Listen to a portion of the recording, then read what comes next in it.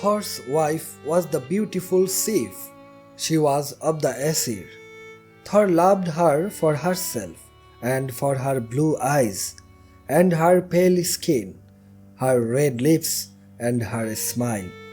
And he loved her long, long hair, the color of a field of barley at the end of summer. Thor woke and stared at sleeping Sif. He scratched his beard. Then he tapped his wife with a huge hand. "What happened to you?" he asked. She opened her eyes, the color of the summer sky. "What are you talking about?" she asked, and then she moved her head and looked puzzled. Her fingers reached up to her bare pink scalp and touched it. Exploring it tentatively, she looked at Thor, horrified. "My hair!" was all she said. Thor nodded. "It's gone," he said. "He has left you bald." "He?" asked Sif. Thor said nothing.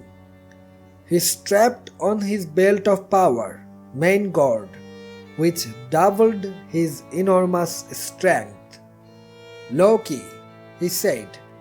"Loki has done this." "Why do you say that?" said Sif, touching her bald head frantically, as if the fluttering touch of her fingers would make her hair return. "Because," said Thor, "when something goes wrong, the first thing I always think is, it is Loki's fault. It saves a lot of time." Thor found Loki's door locked, so he pushed through it, leaving it in pieces. He picked Loki up and said only, "Why?" "Why what?" Loki's face was the picture of perfect innocence. "Sif's hair. My wife's golden hair. It was so beautiful. Why did you cut it off?" 100 expressions chased each other across Loki's face: cunning and shiftiness, truculence and confusion. Thor shook Loki hard. Loki looked down and did his best to appear ashamed. "It was funny. I was drunk." Thor's brow lowered. Sif's hair was her glory. People will think that her head was shaved for punishment, that she did something she should not have done, did it with someone she should not have. "Well, yes, there is that," said Loki. "They will probably think that, and unfortunately, given that I took her hair from the roots, she will go through the rest of her life completely bald." "No, she won't." Thor looked up at Loki, whom he was now holding far above his head, with a face like thunder. "I am afraid she will, but there are always hats and scarves." "She won't go through life bald," said Thor, "because, Loki, Laufey's son, if you do not put her hair back right now, I am going to break every single bone in your body, each and every one of them, and if her hair does not grow properly, I will come back and break every bone in your body again and again. If I do it every day, I will soon get really good at it." He carried on, sounding slightly more cheerful. "No," said Loki, "I can't put her hair back. It doesn't work like that." "Today," mused Thor, "it will probably take me about an hour to break every bone in your body. But I bet that with practice I could get it down to about 15 minutes. It will be interesting to find out. and he started to break his first bone. Dwarfs! Shrieked Loki. Pardon? Dwarfs! They can make anything. They could make golden hair for Sif, hair that would bond with her scalp and grow normally. Perfect golden hair. They could do it. I swear they could. Then, said Thor, you had better go and talk to them. And he dropped Loki from high above his head onto the floor. Loki clambered to his feet and hurried away before Thor could break any more bones. He put on his shoes that let him travel through the sky, and he went to Sobertalfheim, where the dwarfs have their workshops. The most ingenious craftsmen of them all, he decided, were the three dwarfs known as the sons of Ivaldi. Loki went to their underground forge. Hello, sons of Ivaldi. I have asked around, and people here tell me that Brock and Itri, his brother, are the greatest dwarf craftsmen there are or have ever been, said Loki. No, said one of the sons of Ivaldi. It's us. We are the greatest craftsmen there are. I am assured that Brock and Itri can make treasures as good as those you can. Lies, said the tallest of the sons of Ivaldi. I wouldn't trust those fumble-fingered incompetents to shoe a horse. The smallest and the wisest of the sons of Ivaldi simply shrugged. Whatever they make, we could do better. I hear that they have challenged you, said Loki. 3 treasures. The gods of the Aesir will judge who made the best treasure. Oh, and by the way, one of the treasures you make needs to be hair, ever-growing perfect golden hair. We can do that, said one of the sons of Ivaldi. Even Loki could barely tell them apart. Loki went across the mountain to see the dwarf called Brock at the workshop he shared with his brother Itri. Ivaldi's sons are making 3 treasures as gifts for the gods of Asgard, said Loki. The gods are going to judge the treasures. Ivaldi's sons want me to tell you that they are certain you and your brother Itri can't make anything as good as they can. They called you fumble-fingered incompetents. Brock was no fool. This smells extremely fishy to me, Loki, he said. Are you sure this isn't your doing? Stirring up trouble between Itri and me and Ivaldi's boys seems like the sort of thing you would do. Loki looked as guileless as he could, which was amazingly guileless. Nothing to do with me, he said innocently. I just thought you ought to know. And you have no personal stake in this? Asked Brock. None whatsoever. Brock nodded and looked up at Loki. Brock's brother Itri was the great craftsman, but Brock was the smarter of the two and the more determined.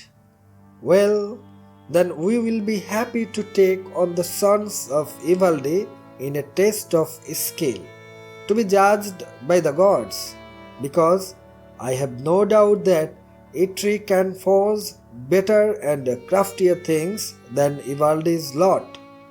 But let's make this personal, Loki, huh? What do you have in mind? Asked Loki. Your head, said Brock. If we win this contest, we get your head, Loki. There's lots of things going on in that head of yours, and I have no doubt that Itri could make a wonderful device out of it. A thinking machine perhaps, or an inkwell. Loki kept smiling, but he scowled on the inside. The day had started out so well. Still, he simply had to ensure that Itri and Brock lost the contest. The gods would still get 6 wonderful things from the dwarfs, and Sif would get her golden hair. He could do that. He was Loki. Of course, he said. My head, no problem. Across the mountain, the sons of Ivaldi were making their treasures. Loki was not worried about them, but he needed to make sure that Brock and Itri could not possibly win. Brock and Itri entered the forge. It was dark in there, lit by the orange glow of burning charcoal. Itri took a pig skin from a shelf and placed it into the forge. I've been keeping this pig skin for something like this, he said. Brock just nodded. Right, said Itri. You work the bellows, Brock. Just keep pumping them. I need this hot, and I need it consistently hot. Otherwise, it won't work. Pump, pump. Brock began to pump the bellows, sending a stream of oxygen-rich air into the heart of the forge, heating everything up. He had done it many times before. Itri watched until he was satisfied that it would all be to his liking. Itri left to work on his creation outside the forge. As he opened the door to go out, a large black insect flew in. It was not a horsefly and it was not a deer fly. It was bigger than either. It flew in and circled the room in a malicious way. Brock could hear the sound of Itri's hammers outside the forge, and the sounds of feeling and twisting, of shaping and banging. The large black fly, it was the biggest, blackest fly you have ever seen, landed on the back of Brock's hand. Both of Brock's hands were on the bellows. He did not stop pumping to swat at the fly. The fly bit Brock hard on the back of the hand. Brock kept pumping. The door opened, and Itri came in and carefully pulled the work from the forge. It appeared to be a huge boar with bristles of gleaming gold. Good work, said Itri. A fraction of a degree warmer or cooler, and the whole thing would have been a waste of our time. Good work you too, said Brock. The black fly up on the corner of the ceiling seethed with resentment and irritation. Itri took a block of gold and placed it on the forge. Right, he said. This next one will impress them. When I call, start pumping the bellows, and whatever happens, do not slow down or speed up or stop. There's fiddly work involved. Got it, said Brock. Itri left the room and began to work. Brock waited until he heard Itri's call, and he started to pump the bellows. The black fly circled the room thoughtfully, then landed on Brock's neck. The insect stepped aside daintily to avoid a rivulet of sweat, for the air was hot and close in the forge. It beat Brock's neck as hard as it could. Scarlet blood joined the sweat on Brock's neck, but the dwarf did not stop pumping. Itri returned. He removed a white hot arm ring from the forge. He dropped it into the stone cooling pool in the forge to quench it. There was a cloud of steam as the arm ring fell into the water. The ring cooled, moving rapidly to orange, to red hot, and then, as it cooled, to gold. "It's called Draupnir," said Itri. "The Dripper. That's a funny name for a ring," said Brock. "Not for this one," said Itri, and he explained to Brock what was so very special about the arm ring. "Now," said Itri, "there is something I have had in mind to make for a very long time now. My masterwork. But it's even trickier than the other two. So what you have to do is pump and don't stop pumping," said Brock. "That's right," said Itri. "Even more than before, do not change your pace, or the whole thing will be ruined." Itri picked up an ingot of pig iron, bigger than any ingot that the black fly, who was Loki, had ever seen before, and he hefted it into the forge. He left the room and called out to Brock to begin pumping. Brock began to pump, and the sound of Itri's hammers began as Itri pulled and shaped and welded and joined. Loki, in fly shape, decided that there was no more time for subtlety. Itri's masterpiece would be something that would impress the gods, and if the gods were impressed enough, then he would lose his head.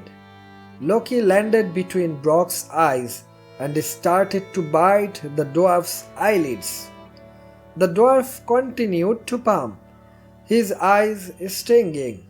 Loki bit deeper, harder, more desperately. Now blood ran from the dwarf's eyelids into his eyes and down his face, blinding him. Brock squinted and shook his head, trying to dislodge the fly. He jerked his head from side to side. He contorted his mouth and tried blowing air up at the fly. It was no good. The fly continued to bite, and the dwarf could see nothing but blood. A sharp pain filled his head. Brock counted, and at the bottom of the downstroke he whipped one hand from the bellows and swiped at the fly with such speed and such strength that Loki barely escaped with his life. Brock grabbed the bellows once again and continued to pump. "Enough!" called Itri. The black fly flew unsteadily about the room. Itri opened the door, allowing the fly to escape. Itri looked at his brother with disappointment. Brock's face was a mess of blood and sweat. "I don't know what you were playing at the time," said Itri, "but you came close to ruining everything. The temperature was all over the place at the end. As it is, it's nowhere near as impressive as I had hoped. We will just have to see." Loki, in Loki shape, strolled in through the open door. "So, all ready for the contest?" he asked. "Brock can go to Asgard and present my gifts to the gods and cut off your head," said Itri. "I like it best here at my forge, making things." Brock stared at Loki through swollen eyelids. "I am looking forward to cutting off your head," said Brock. It got personal.